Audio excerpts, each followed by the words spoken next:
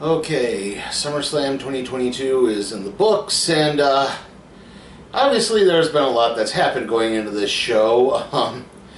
You know, it's the strangest thing to think that the thing I was going to have to explain most was that Finn Balor joined Judgment Day for the sole purpose of kicking out Edge. But, yeah, and then everything else hit the fan. So, yeah, I mean, sure, if you're watching this, you're well aware Vince McMahon is no longer there. He's no longer in creative. He's not CEO anymore. It's over. Triple H is in charge of booking everything now, and I'm basically running the show. And Stephanie and Nick Khan are running the business side of things. So yeah, we definitely did get some imprints of change in this. It's slow, but yeah, I mean, there's some big parts early on, but it didn't really happen too much later on, though.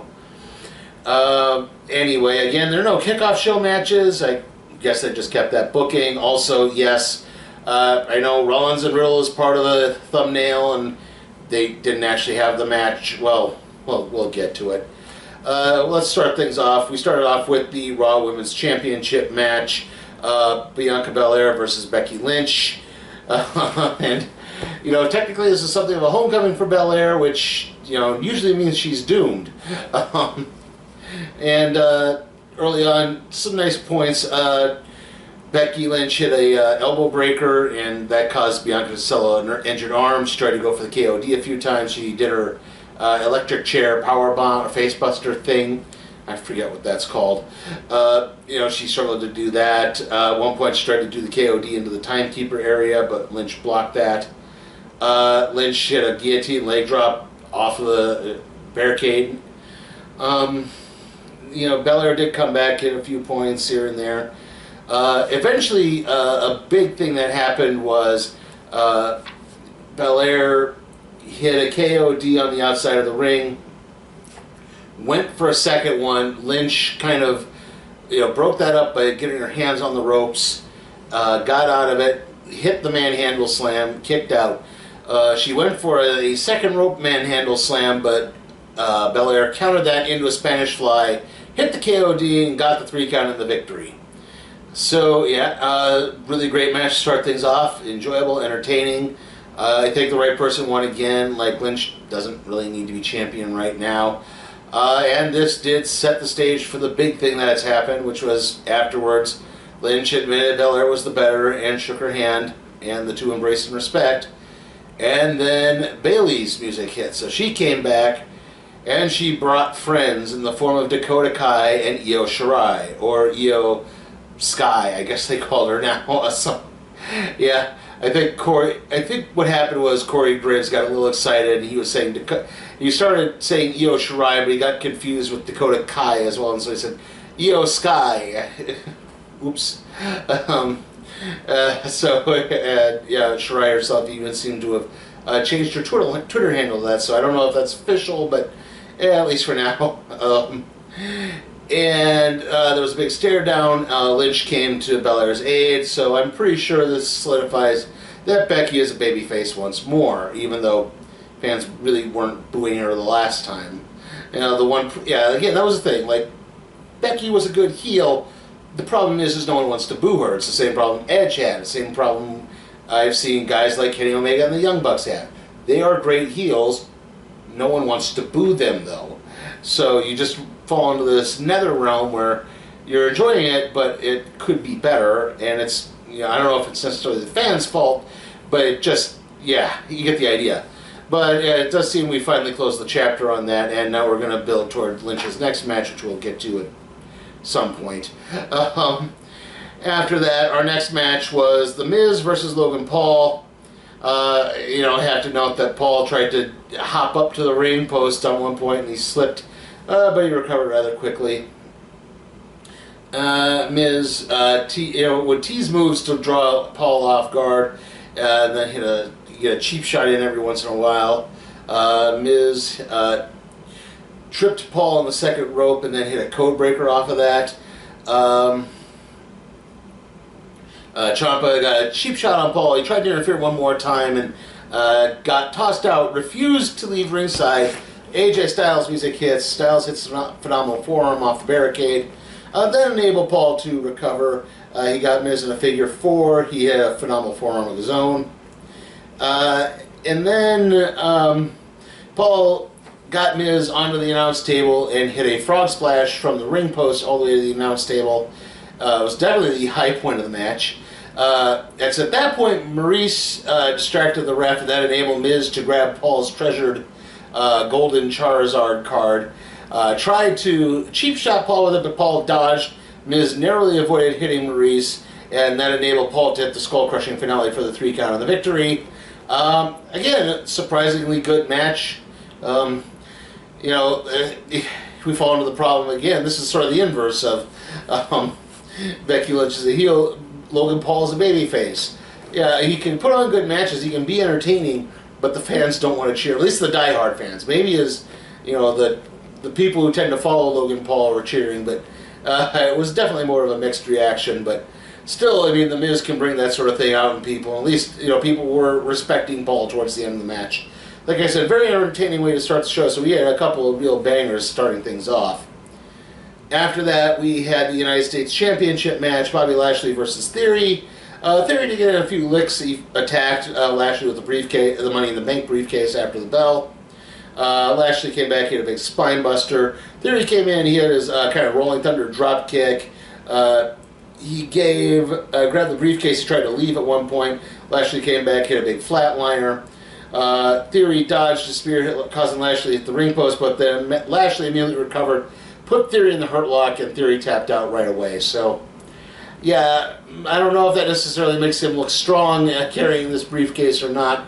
But, again, at least now this freshens up the scene, so maybe someone else can challenge Lashley. The match itself was pretty blah. But again, after after the 2 big bangers start off, yeah, we probably needed a bit of a cool down. And that cool down pretty much continued as we had Judgment Day, Finn Balor, and Damian Priest taking on the Mysterios, Rant Dominic in a no DQ match. A lot of double team moves in this one. Ray hit an outside moonsault to the outside of the ring onto Balor. Priest and Balor hit a blockbuster knee drop on Dominic. Ray got the hot tag, hit a series of moves on Priest. Again, eventually Rhea Ripley interfered, broke up a 619 attempt, and that's when Edge's music hits. We get the bit of the problem with the fact that we're at this giant stadium, which is it takes forever for guys to get to the ring. So we actually have to set platforms up midway for everyone to show up, so it's shocking, and they get down there in a rapid amount of time. Unfortunately, causes the match to grind to a screeching halt because it still took a while. Edge hits both Balor and Priest with spears. That enables the Mysterios to hit stereo 619s for the 3 count in the victory.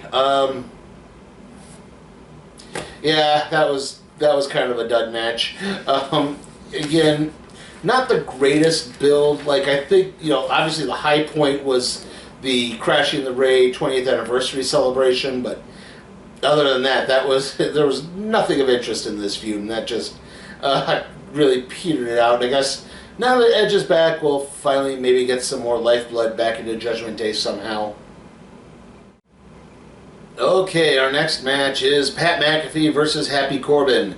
At this point, turns out McAfee hired a choir to sing bum-ass Corbin down to the ring, interrupting Corbin's theme music, making Corbin even more upset. I really don't like Pat McAfee's new theme music at all. We're trying to evoke the white stripes without actually getting the white stripes. Anyway, Corbin hit a big coffin drop kick. Actually, McAfee opened up with a super kick. Corbin came back when McAfee did his, oh, you blocked my superplex, I'm going to backflip off the ropes and land on my feet. Corbin immediately came down and just drop kicked McAfee right in the gut.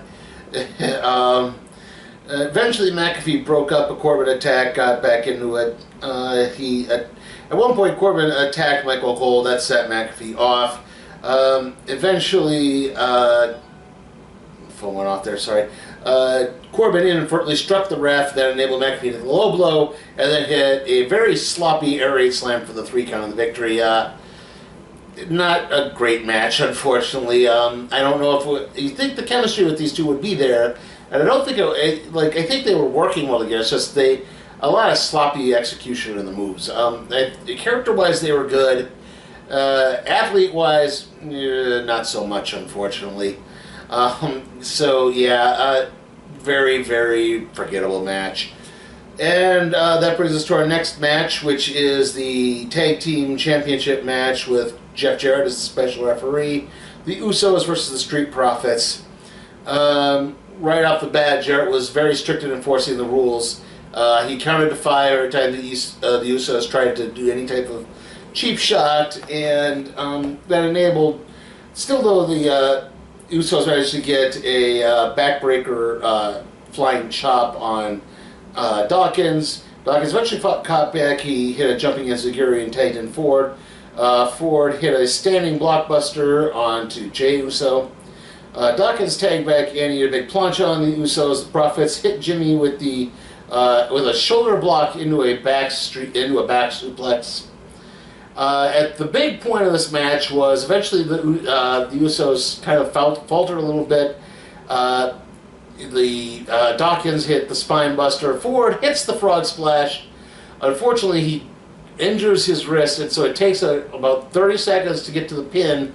And once he does, it's enough for Jey to recover and kick out, and that greatly upset Ford, who begins arguing with Jeff Jarrett, and then enabled the Usos to hit a couple super kicks on Ford, hit a couple super kicks on Dawkins, and follow that up with the 1D for the 3 count of the victory. So yeah, we now officially have the seeds planted for the breakup of the Street Profits, which, again, your tag team division still is not really strong right now. Again, with Vince not being in charge, maybe it can be rebuilt. I mean, when your arguably second strongest babyface tag team is Maximum Male Models, who have not competed in a match and are technically not supposed to be babyfaces, yeah, you're still kind of in this.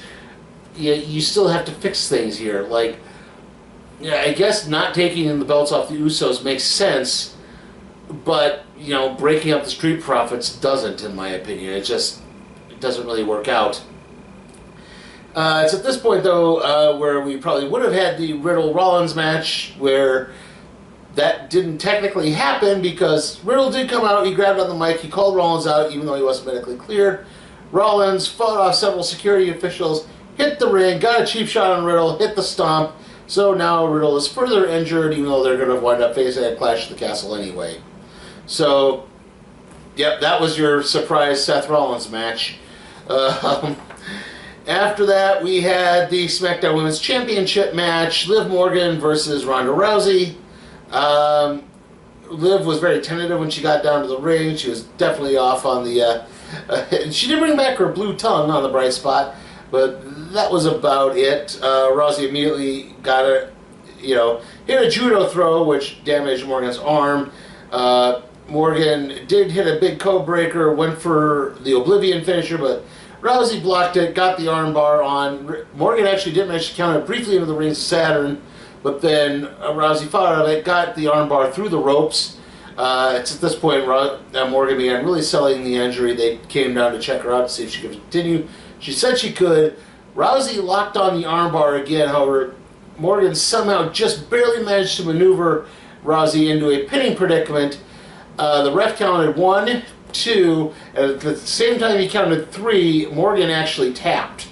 So, yeah, basically Morgan wins because the ref didn't see the tap, but yeah, Rousey was not pleased, attacked Morgan afterwards, and then attacked the ref, putting them in arm bars again. So yeah, now we have our Becky Lynch Ronda Rousey rematch pretty much set up. Becky is now the babyface, Ronda is now the heel, and like I said, it makes sense because Ronda Rousey does not want to be a babyface.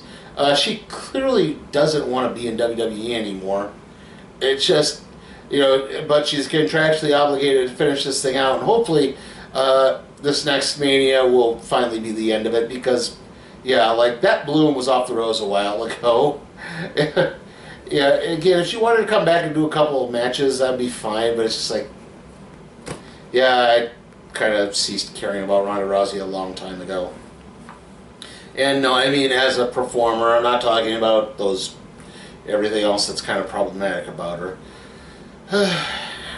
And that leads us into the main event, the Undisputed Championship Last Man Standing match between Roman Reigns and Brock Lesnar. So, Brock Lesnar comes down to the ring on a tractor. He takes the front loader, he kind of puts it right over the top of the ring, which did lead to some very cumbersome moments early on in this match. He hit a Thez press off of the front loader, Lesnar basically hit a big belly-to-belly off of the ring steps. He got a table up, but Heyman distracted him long enough for Reigns to hit a Samoan drop through the table. Reigns then hit a Uranagi through the table. He had a series of, this is where they got back in the ring, and Reigns hit a series of Superman punches, but you could tell, like, he couldn't get, like, the full force of the move because he had to dodge around the front loader, which was still hanging over the ropes. But eventually, Brock came back, hit a couple big German suplexes, got Reigns into the front loader, toppled him into the ring.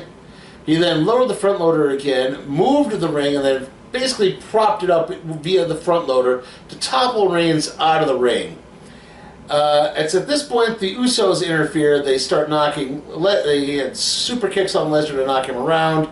Lesnar fights back. He F5s Paul Heyman through a table. Reigns gets back. He hits a big Superman punch. And it's about this time that Theory's music hits. He runs down intending to cash in. He's handing the ref to the he knocks Reigns out with the briefcase. Hands the ref the briefcase. But before the official cash-in can happen, Lesnar hits him with an F5. Knock him unconscious, pretty much the end of it. Reigns did attack him once more with the briefcase after that. And at this point it becomes, again, Lesnar and Reigns. Reigns spearing Lesnar, Usos hitting super kicks on Lesnar. Finally, Lesnar just keeps getting up. Reigns hits two big belt shots, and then finally they get the idea to just pile rubble on top of them.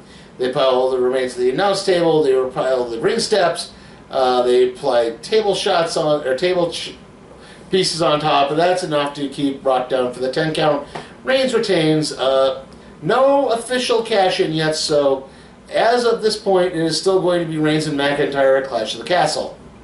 And that's how the show ended. No sneak attack by McIntyre. McIntyre did come out briefly for a promo, but that was about it. So, yeah. The match itself, really good. Really enjoyable. It had a good car crash element to it, and, that was the fun part. A little hurried. It did drag a little bit towards the end, but other than that, overall, it was pretty fun. Please let this be the last Lesnar-Reigns match. Last Lesnar title shot. Like, Vince isn't there anymore. Let's start building new stars. Okay? I know they're all capable of doing this. So, again, if McIntyre wins the championship at Clash of the Castle, I'll be fine. I mean, I guess if he doesn't, I guess I'll still be fine. Depending on whatever Theory does officially cash in. Don't know if he'll win, but, they could still be high on him. Who knows? But, yeah, like I said, overall the show started strong and then kind of hit a really bad lull. The tag match was good. The tag team championship match was good. The other match, like the first women's match was good. The SmackDown Women's Championship match was just not good. It didn't make Liv Morgan look convincing at all, which is really what it should have happened. Like, I have no problem with you doing the counter into the pin. Just have Morgan get some licks in and maybe get a pinfall first. Do some other things, and then when Rousey catches her in the armbar, do that finish. This was just rushed. Again, makes Morgan look weak. Possibly Rousey wins the championship back the next time they face. Unless Charlotte Flair returns at some point. Who knows? But So yeah, that's just where that's really was lacking. Like I said, Miz Logan Paul was good. Judgment Day Mysterio's was I'm trying to think of Lashley Theory was so yeah, very decent show. I am going to give it a B overall. Like none of these matches are really terrible except for the Morgan Rousey match that didn't quite work as well. But still, like none of the matches were outright terrible. Just very meh. And I don't know if I want to go down to a C. I did like most of it, so like I said, yes, I'm going to give this a B. Like I said, all right, but definitely some work for improvement. Again, it's still going to be a while before I think we really see the changes of Triple H take hold. I mean, it's nice to see Io Shirai and Dakota Kai back.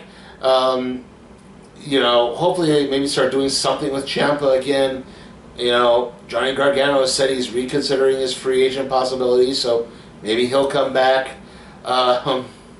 There's opportunity now to actually really grow this brand again and do it with new stars. I am glad because, we didn't get Rollins and Riddle, but at least they didn't give us Rollins and Ziggler, which was apparently the one thing that was being rumored. So at least that worked out. We got some surprise returns. We got some big moments. Hopefully, like I said, in the long run, this will pan out a bit more.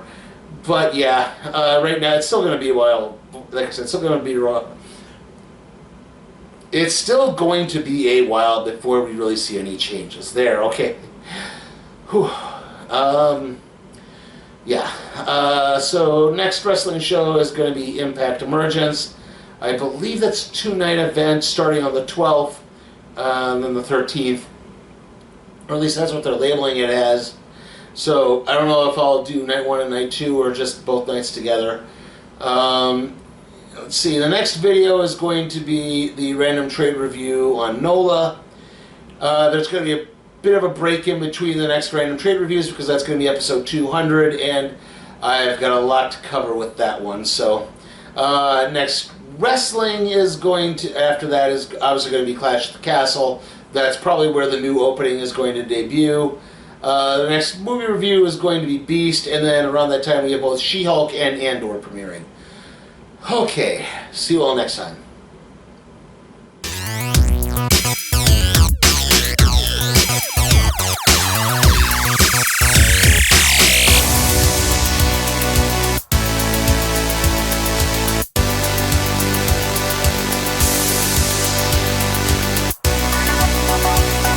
Hey guys, remember to check out my Patreon at patreon.com/SleepyTime for Cat Productions, where you can help me expand my wrestling coverage to stuff beyond WWE, NXT, and the occasional AEW free show.